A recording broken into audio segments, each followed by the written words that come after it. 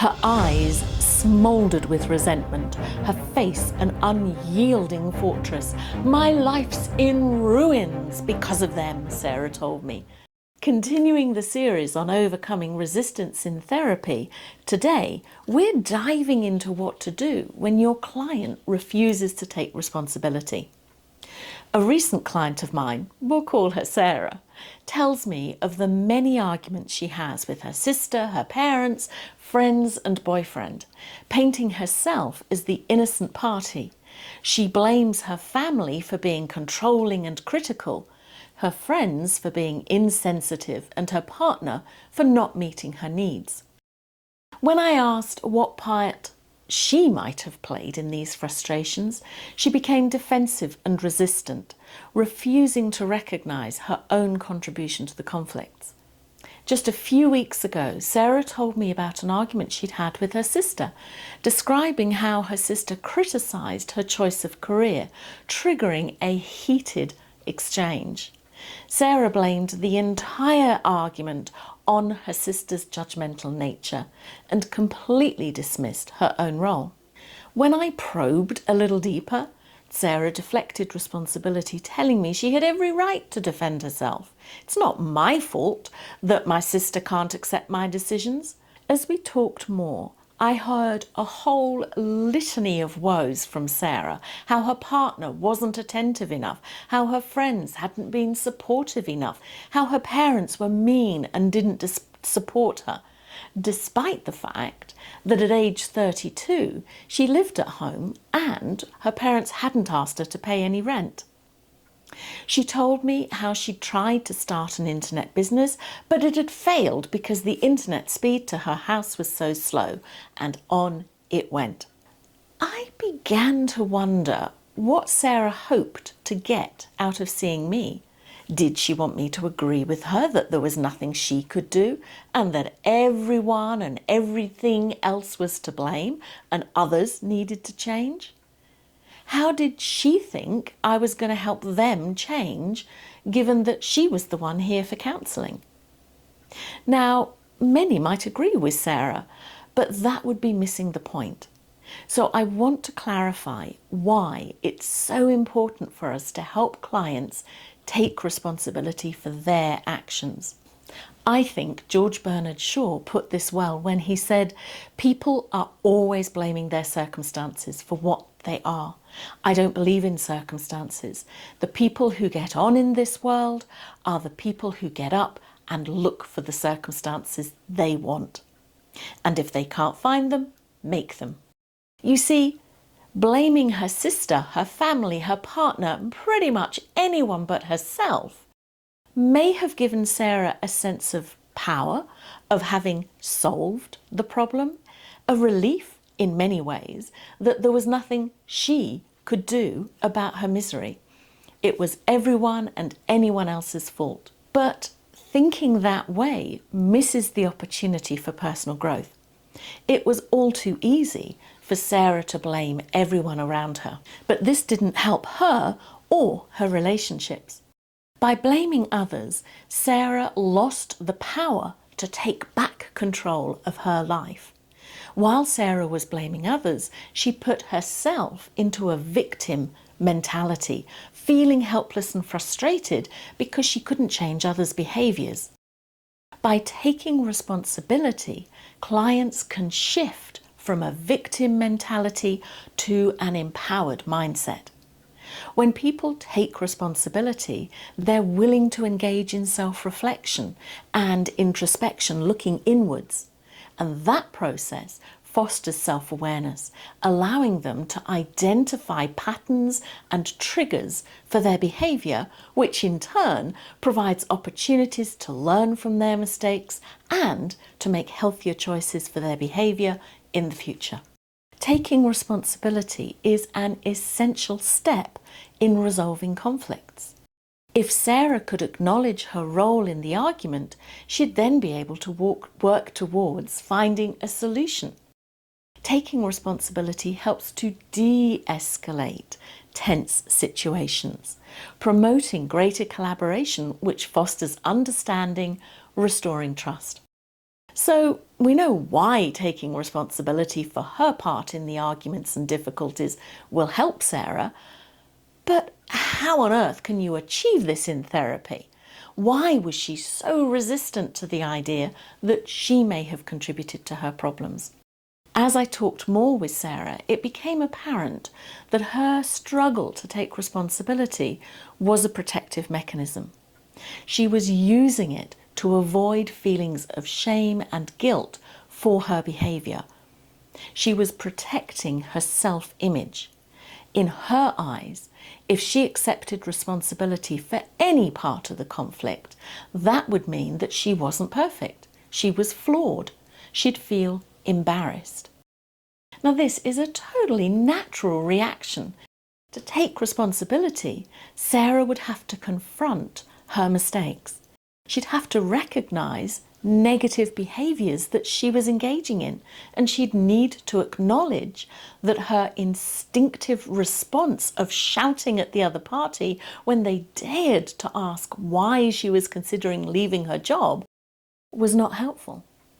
Some other reasons why people may be resistant to taking responsibility include a general lack of self-awareness. Some people may lack the insight or have limited understanding on the impact of their actions on not only themselves but on other people as well.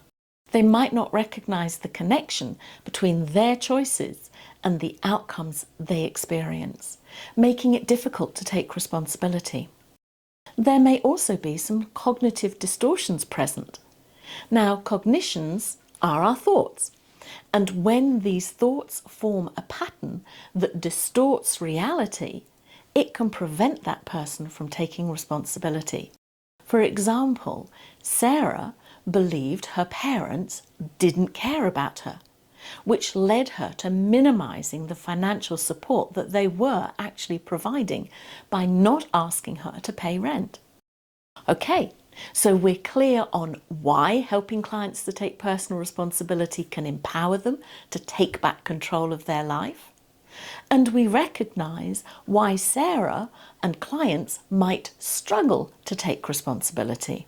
But what the heck can we as therapists do to help? So at this point, I feel it's important to make a clear distinction. I'm not for a minute suggesting that we as individuals are responsible for every single thing that happens to us. Not at all. There are situations when clients blaming others can be justified. Sometimes a client's present suffering can be blamed on simply awful treatment. For example, situations of domestic violence or when a crime is committed against them. In such situations where blame can be justified, our role as therapists becomes one to help those clients no longer feel all consumed and overwhelmed by blaming. Helping clients heal from trauma can relieve the burden of carrying blame with them, and it can be a heavy burden. On the flip side, we may also need to help our clients release excessive self-blame, where they might overtly internalise negative experiences, feeling totally to blame for what are really complex situations. That can become a habit of mind that is all too often the partner of low self-esteem and depression. But that's not what we're talking about here with Sarah. Excessive blaming of others, where the client always sees problems being solely caused by outside sources, is also depressing and damaging to self-esteem because it actually increases Sarah's dependence on those outside sources. What Sarah was in fact doing was handing her personal power over to everyone else. Imagine for a moment that Sarah, just like you, just like me, has a silver ball of power sitting at the core of her being. This silver ball contains her power, and it can only fit in one single spot in the whole universe, and that spot is at her core. What Sarah was doing by blaming everyone else was in effect handing her silver ball of power out to others. Now here's the thing. They don't want her silver ball. They already have their own. Think about it this way. Sarah has blamed everyone else for her troubles. What then would she do when her life turns around and she experiences joy and success? Would that also be attributed to everyone but herself? See the problem? It's easy to find someone or something else to blame, but only ever blaming others is destructive because it ignores our personal power. We can become non-responsible for anything, good or bad. For example, she made me hit her. You made me drink. I don't study because you don't encourage me enough. Can you see how damaging always blaming others can become? So to best help Sarah, I needed to help her recognize the role that she may have played in the troubles she was experiencing.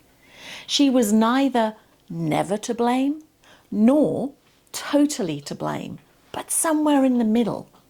Helping her to recognize that she does hold some level of blame is also helping her to recognize that she has power. She has personal power to change things. Only by recognizing her role in how things turn out, while also calmly seeing what was not within her influence, can she change the way that she acts in order to get different results. Think about it. None of us can change what anybody else says or thinks or feels or does. We can only ever change ourselves. To recognize that is to recognize your personal power. To recognize that is to keep your silver ball of power firmly where it belongs, inside of you. Okay, great. So we can see that our role as health professionals is to help Sarah take responsibility, to recognize the role that she has played in how her life has turned out. But how do we do that? This is where we use our counseling and coaching skills. We first need to recognize as professionals that resistance is actually an opportunity for growth and exploration in our clients, to welcome it into the therapy room and not be frightened or overwhelmed by it. So first, as therapists, we need to establish trust. We need to be non-judgmental.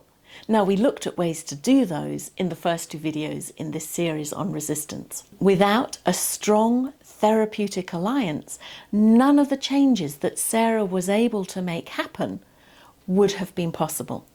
Through empathy and gentle exploration work, a safe space was created for Sarah to express herself, to get her feelings and frustrations off her chest. Empathy shows your client that their feelings are valid and worthy of acknowledgement. It allows them to be openly expressed so that they can be examined without judgment. Validation can be so powerful to help clients gain a sense of self-acceptance, and from that comes self-worth, which promotes healing and growth. Through actively listening with full focus and tracking what Sarah was saying, reflecting what was heard, Sarah was given the space to hear herself, gaining insight into the impact that her words and behaviour were having on those she loved. Through doing this, Sarah was able to explore her own contributions to the conflict. She gained insight to her patterns of interaction and the impact that her responses were having on her relationships. We were able to calmly explore how her defensiveness and unwillingness to take responsibility were actually perpetuating the conflicts and blocking her personal growth.